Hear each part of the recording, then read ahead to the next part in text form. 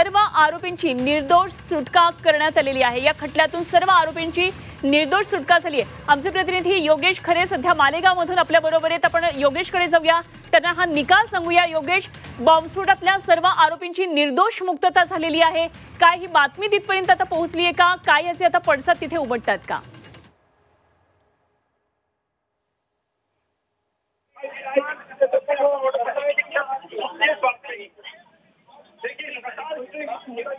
योगेश खरे आमचे प्रतिनिधी मालेगावमध्ये सध्या आहेत आणि मालेगावमध्ये ज्या ठिकाणी हा बॉम्बस्फोट झाला होता त्या चौकामध्ये, भिकू चौकामध्ये सध्या योगेश खरे आहेत।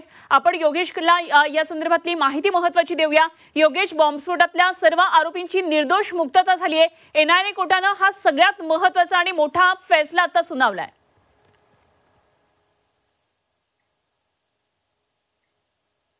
आता या सर्वांची झाली आहे आणि त्यामुळेच आता जर आपण बघितलं तर एकूण जी अपेक्षित मालेगावकरांना प्रतिक्रिया निर्णय होता तो त्यांचा या ठिकाणी झालेला दिसून येते। एकूण जर आपण परिस्थिती बघितली लोकांची तर सर्व लोक, बहुतांश लोक जी ही या ठिकाणी आपण बघू शकतो की अशी तणावपूर्ण शांतता या ठिकाणी दिसते आहे। पोलीस आणि त्याचबरोबर स्वतः DYSP हे सगळे लोक या ठिकाणी तैनाती करून आहेत जेणेकरून कुठलाही उद्रेक होऊ नये।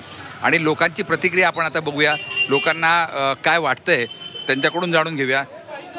क्या लग रहा है आपको, जो है वो जो फैसला आया हुआ है उसमें सबको छोड़ दिया है? नहीं, हमको इंसाफ चाहिए सर। इंसाफ चाहिए? हाँ।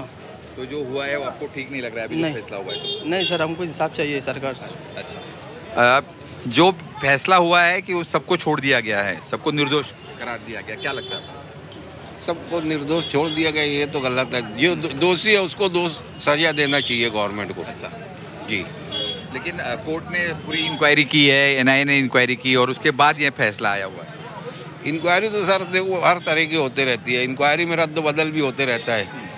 जो हकीकत जो लाइव देखा गया है उस पर जो अगर आप बोलेंगे तो कसूरवार को सजा मिलना ही चाहिए। आपको क्या लगता है? सर देखो, ये जो बम धमाका 2008 में हुआ था। तर योगेश खरे आमचे प्रतिनिधी नाशिकमध्ये मालेगावकरांच्या प्रतिक्रिया घेत आहेत आणि न्यायाच्या प्रतीक्षेमध्ये अजूनही मालेगावकर आहेत अशा काही प्रतिक्रिया येत आहेत। मालेगाव बॉम्बस्फोट प्रकरणातली या सगळ्यात महत्त्वाची सध्याची बातमी ती म्हणजे सर्व आरोपींची निर्दोष मुक्तता करण्यात आलेली आहे।